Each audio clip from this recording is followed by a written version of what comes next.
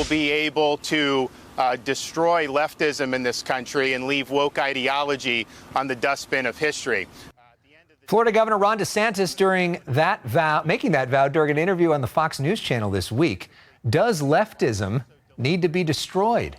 Let's debate that and more with two of our favorites. An issue is debate.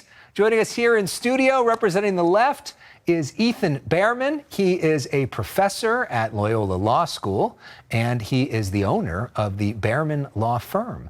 And on the right, joining us, Tomi Lahren is back. She's a commentator on Fox News and Fox News Radio. She's also the host of Tomi Lahren is Fearless on Outkick. She's joining us from her home base in Nashville, Tennessee. And Tomi, Ethan, before we start, Ethan, can we concede one thing, that Tomi Lahren is indeed fearless? Yes, I'll go with that. I'll concede. Tomi is fearless. Yeah, great to have you back, Tomi.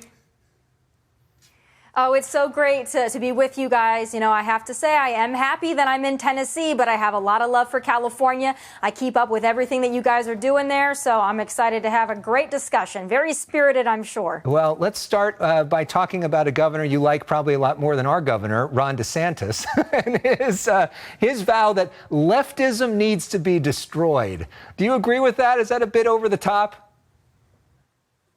No, it absolutely isn't. And when we're talking about leftism, we're not talking about Democrats or the Democrat Party. We're talking about woke-ism. We're talking about radical leftism. And I 100% agree with our governor that needs to be destroyed. And you're seeing a lot of Americans, not just on the conservative side, rejecting woke-ism because it's just simply gone too far, as we've seen, especially in the last few months. So conservatives, and I believe just rational Americans in general, are putting a stop to it with their wallets and with their feet, as you see the great exodus from California. Sorry about that, guys. But I think leftism is already being rejected, and I think that a governor, Ron DeSantis, and a president, Ron DeSantis, would eliminate it and just get us back to the good old conservatives, liberals, Democrat, Republicans. I think we can move forward with that.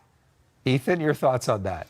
Well, I mean, the Regressive Party, of course, speaks its mind through this idea of ending anybody who opposes them. We're seeing that in legislation in red states across the United States right now, denying the existence of certain people even, and refusing to teach the history of what actually has happened in this United States. Of course, destroying any other political party and any rational mind like that, if the only thing that needs to be destroyed in this world is Nazism and the idea that we kill people whom we disagree with.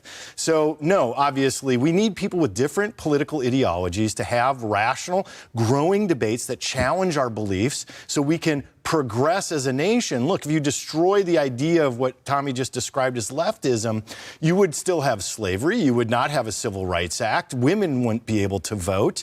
And, transporting minors across state lines might have a different outcome than they are today. That's actually progressive politics that got those things taken care of. Tomi? Well, let's also keep in mind, I don't know if Ethan is a history buff, but let's keep in mind it was actually the Republican Party that ended slavery. So I just want to note that for him. But again, I find this very frustrating when folks on the left talk about how the right or conservatives want to eliminate people. Saying that we don't want adult men dressed in drag gyrating in front of children does not mean we want to eliminate drag queens or gay people or trans people. We want to keep the integrity of women's sports. We want to protect children from grooming and sexualization. That's not eliminating absolutely anybody. But of course, this is what the left has to put forward, that somehow the right wants to eliminate or even kill people that we disagree with. No, not at all. We simply want to keep the innocence of children and women's spaces for women. I don't think that's too much to ask for. Well, I mean, look, it's way beyond what you just described, and you also conflated numerous issues. Let's also start with the basics of history, which actually is a topic that I enjoy quite a bit. The Republicans of the 1860s were liberals, and it was the switch in the early 1960s that happened between the Republicans and the Democrats. Liberals were the ones, leftists were the ones who fought against things like slavery. Liberals, Jews, black people, those white people with progressive minds were the ones who fought for the Civil Rights Act and fought against the white people in the South who viciously attacked, brutalized, and murdered people simply for wanting equal rights. We're seeing the leading edge of that right now. By the way, attacking a Target store for putting up an LGBTQ display to be inclusive, yeah, that's violence to destroy a piece of private property in that case. And it's not healthy for anybody to do that. Okay, Alex, I'm seeing the gaslighting here and I have to just jump in. Okay, I don't know if you guys remember 3 years ago, but my local Target was boarded up because of the BLM Summer of Love. So when I hear somebody saying that conservatives are somehow destroying property at Target, I'm sorry, I'm waving the BS flag and I hope you can see it in California. That's utterly ridiculous. Target has had pride displays for many years and no one took issue with them. It wasn't until you had the tucking bikinis and you started putting this paraphernalia on children's clothes targeting children that we had an issue. So we have every right to be capitalists and to vote with our pocketbooks, and we are doing that with Target. We did it with Bud Light. And from the party that literally invented cancel culture, that literally wanted to cancel everybody from 2020 on, I find it really rich the Democrats are now crying over the boycott of Bud Light and Target. Well, Target actually sold those bikinis in years past, but we don't need to get into the specifics of the Target sales. Let's talk about this issue, which was another thing that got a lot of attention here locally. The Dodgers ended up in the middle of all this fight over wokeism as well. This week, pitcher Clayton Kershaw announced that the Dodgers Christian Values Night is coming back.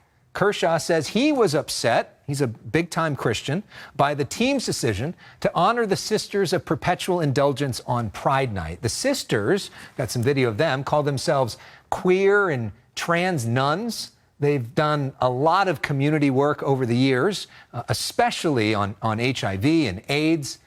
Ethan, your take on all of this, what happened with the Dodgers and the Sisters here? Well, I mean, the Dodgers stepped their foot in it. And by canceling one group, then inviting them back, I mean, look, Clayton Kershaw's not wrong. If you're going to be open to inviting one group and celebrating them, he's not wrong to say, hey, look, guess what? There are a lot of Christians in our community and they want to celebrate their values too. Look, I think that the nuns should be celebrated. I think people who do real community work to help their communities should be celebrated, should be honored. And those who actually do things to help should be the ones at the forefront of that. Now, if you're going to falsely wave your flag and claim something that you're really not, you know, I have a different story of that. But I believe Clayton Kershaw is absolutely sincere in his beliefs, and he's not wrong here. Tomi? We have a little bit of agreement on this, so I'm happy that we can find, you know, a mutual understanding on something. So there's a point for us. I'm happy to see the unity here. But again, I don't think there's a problem with having a Pride Night or celebrating groups that do something for the LGBTQ community. I mean, this is LA we're talking about here. I don't expect anything different from that team or that area or that state. All right, I understand it's California. But inviting a group that essentially mocks Catholic people, that has men dressed as nuns dancing and gyrating about, having hunky Jesus competitions, I mean, that's blasphemy. So that's why a lot of Catholics and a lot of Christians were very upset by this. So I'm happy that there are some speaking out. But I'll also say this. We have put athletes in a really bad spot right now because they just want to play their sport for everybody, for every fan. Sports is very inclusive, right? But when you start having special nights and inviting certain groups and celebrating certain ideologies and making the players join in on it, that's when you're going to run into issues. And that's exactly what we're seeing right now, not just with the Dodgers, but basically sports in general. When we come back, more with our panel. Tomi has some interesting thoughts on California Governor Gavin Newsom and his future. This is the free state of California. Eat your heart out, Florida and Texas. It took Governor Newsom less than 20 seconds to bring up Texas and Florida during his recent speech at the California Democratic Convention. He insists he never, ever, ever wants to run for president ever. Back with our panel, Tomi Lahren on the right, Ethan Bearman on the left. Tomi, you've got a take on Governor Newsom and his future. Yeah, I believe that he's angling to be the Democrat 2024 nominee. And I think it's quite obvious if you see that the constant attacks on especially Florida Governor Ron DeSantis, who I think Gavin wants to be his future opponent, right? And then you also see President Joe Biden. I mean, just the other day, he had a really bad fall at the U.S. Air Force Academy graduation. You know, at this point, I think the Americans are starting to understand that this man is probably not capable of doing the job now, and certainly not for another 4 years if he were to be reelected in 2024. So I think as things progress worse for Biden, I think that Gavin Newsom is going to sail in there. I think he is going to be the nominee. And I think if it's a Gavin Newsom, Ron DeSantis matchup, boy, are we in for some fireworks. And I actually hope to see it because I think that would be a fair fight. And I think that'd be good for the American people. And who are you supporting there? No, I'm kidding. Yeah. Ethan, do you agree?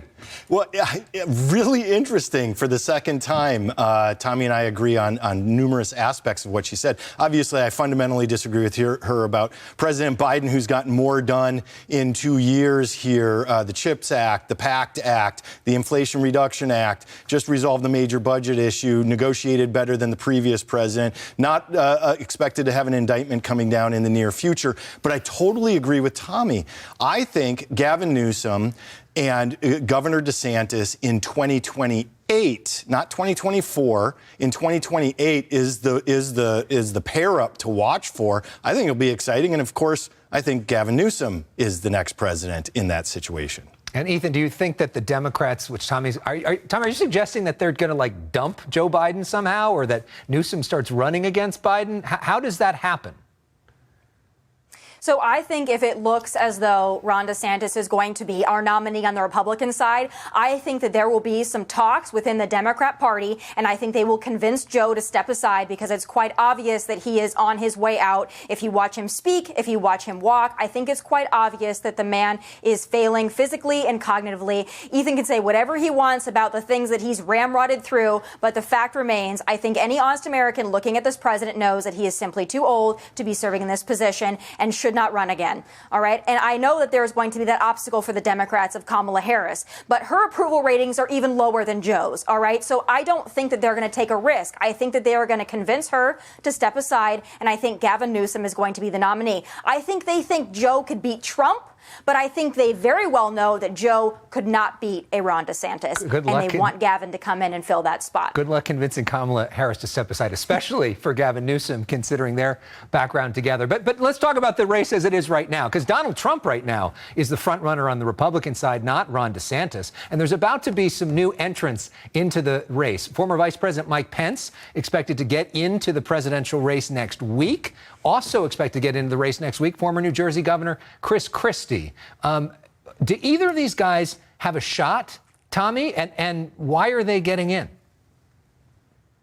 No, they simply do not. OK, Mike Pence. I mean, that might be even worse than a Nikki Haley. He has absolutely no shot, no chance. He's not going to get these so-called mega Republicans. He's not going to get conservative Republicans. He's not going to get establishment Republicans. He might get a few rhino Republicans, and that's going to be about it. He is not going to be popular with the new Republican movement, the America First movement. Simply ridiculous.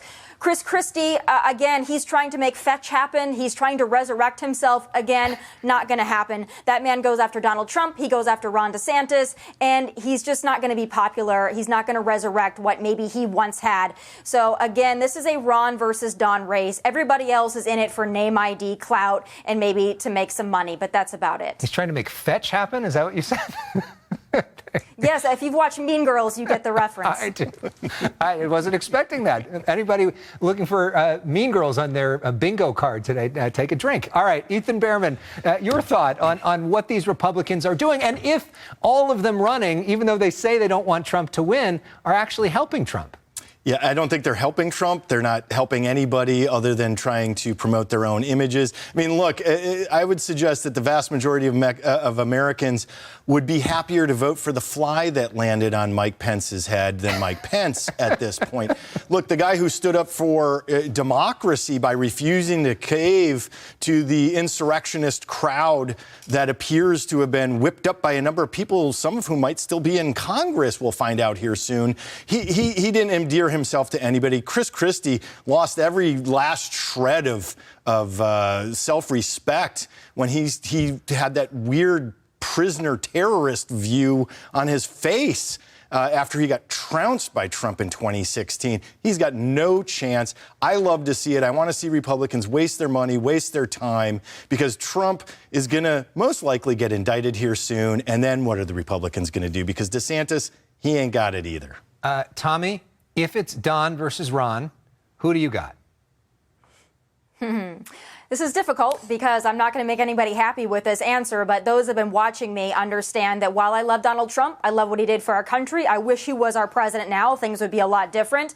I do believe that Ron DeSantis is our best bet to get back in that White House and to turn this country around. So I am in the Ron DeSantis camp at this point. I think that he is our best chance. I love him as the governor of Florida. Apparently, so do many Californians because they have flocked there. And I think he's going to be our best shot, a winner and a president. Ethan, who do you think, I mean, just political analysis aside, not who do you want, but who do you think is actually the strongest Republican nominee? Well, I really do believe, so first I just want to disagree with Tomi for a second. If there would be no Ukraine, there'd be no NATO, Russia and Putin would have gotten his way, and there might not even be a Taiwan if President Trump was still the president. But just objectively analyzing, look, Ron DeSantis can raise as much money as he wants, and I think that that's critical. He needs to raise a ton of money. But on a debate stage, if we actually get to that point, there is nobody on the Republican side that can beat Donald Trump on a primary debate stage. We saw him destroy all of them in 2016. That's what would happen to Ron DeSantis. His little white boots aren't going to help him up against Donald Trump on the stage. All right. We're going to have to leave it there, but we enjoy you two on a debate stage. This was really fun. Ethan, great to see you. Tomi, great to talk with you.